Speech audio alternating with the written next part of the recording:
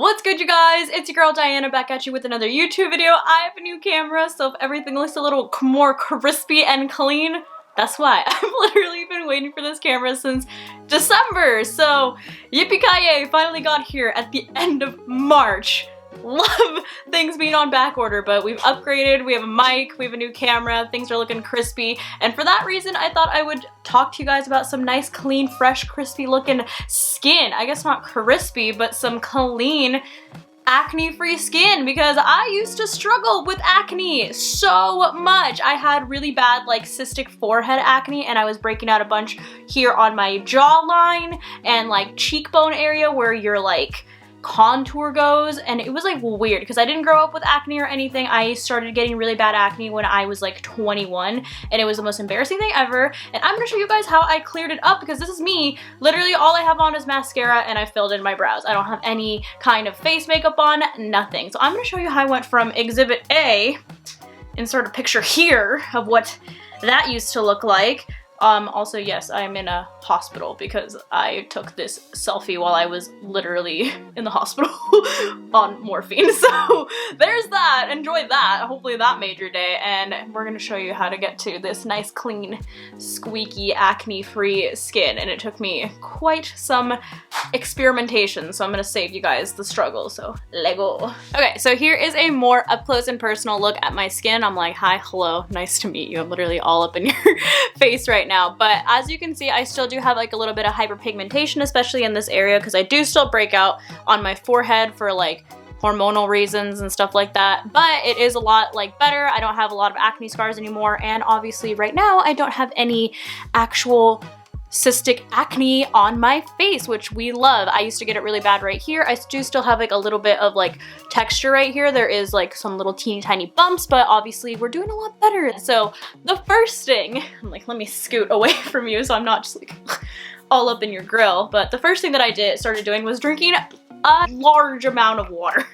Drinking a large amount of water, because water is what's gonna keep your skin hydrated and it's gonna keep it looking fresh. If you are dehydrated, your skin is gonna look crusty. So hydrate. I drink a ton of water every day now. It makes you have to pee a lot, but you know, do it for the skincare, you feel me? Also, it helps if you have a cute cup, because I feel like it makes me want to drink more water rather than just drinking out of a boring water bottle, and it's better for the environment. Tip number one, drink water, which everyone says. Okay, so now that we got the obvious, like, everyone answer, which is just drink more water and it'll magically cure your skin. Now that we got that out of the way, I'm like, that's not the only thing I'm gonna tell you to do. Like, I got you, don't worry.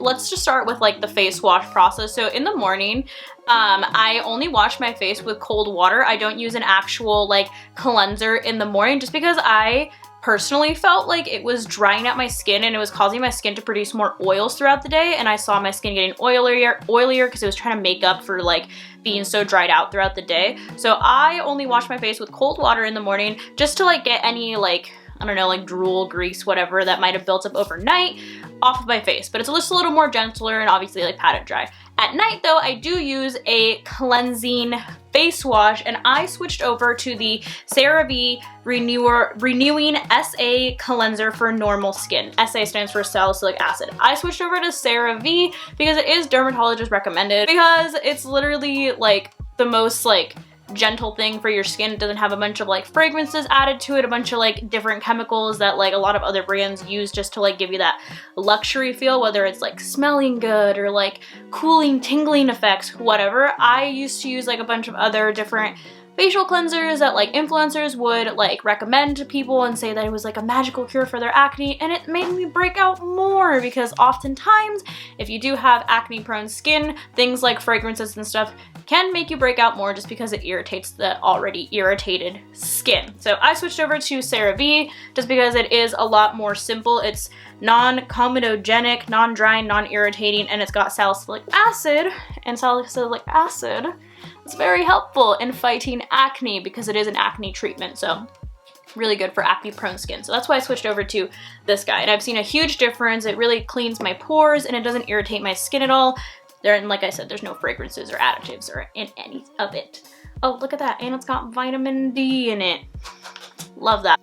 after that, the next thing that I did is, once again, I switched over to a more natural, like, moisturizer. So I've been using the Aveeno Positively Radiant Daily Moisturizer. I'm sure there's probably a better moisturizer, but this one I found is the nicest to my skin, just because it doesn't have any fragrances or anything either, and it does also have sunscreen in it. So sunscreen is really important because that's going to help with the hyperpigmentation that you often get with acne, especially if you have like an olive or darker toned skin, just because I know personally, since I am more of like an olive toned skin, or skin tone, an olive skin tone, like if I get any kind of acne, it's gonna scar.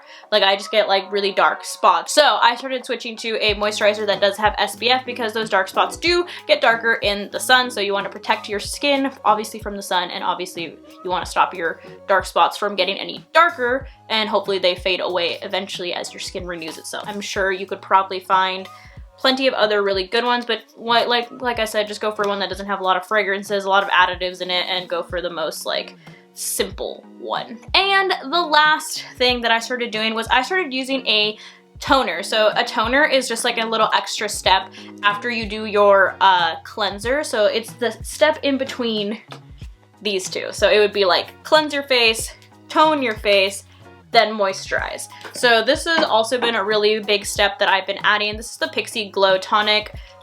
Once again, the toner that you use is up to your personal preference. I just recommend using a toner just because the toner is going to tighten your pores, and it's also going to get any deep, like, embedded dirt or anything that's stuck in your pores out, and you're going to feel it. Like, after you've used a toner a couple of times, it's going to start to, you're going to feel like your skin tighten in a way, and that's why you want to put on some moisturizer afterwards so you don't feel crusty. But yeah, this is just like a deeper clean. Like oftentimes I will wash my face and my face will look completely bare, but then I'll go over my face with a little cotton pad with the toner on it and it'll come off, like a bunch of more makeup will come off. So I definitely recommend using a toner in between your cleanser and your moisturizer. So these are the top 3 things that have helped me clear my acne: is a toner, a good face wash, and then a good moisturizer. And once again, they are all not like the fanciest, but that's literally how I managed to get rid of like all of the cystic acne on my face. The simpler the ingredients, the better.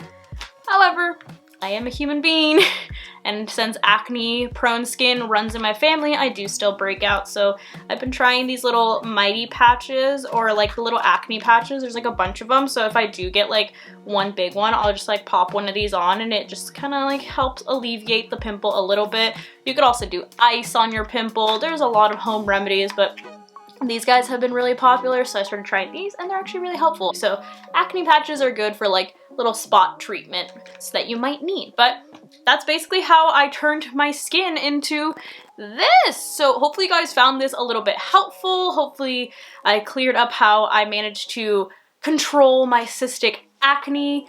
And yeah, I will see you guys next week.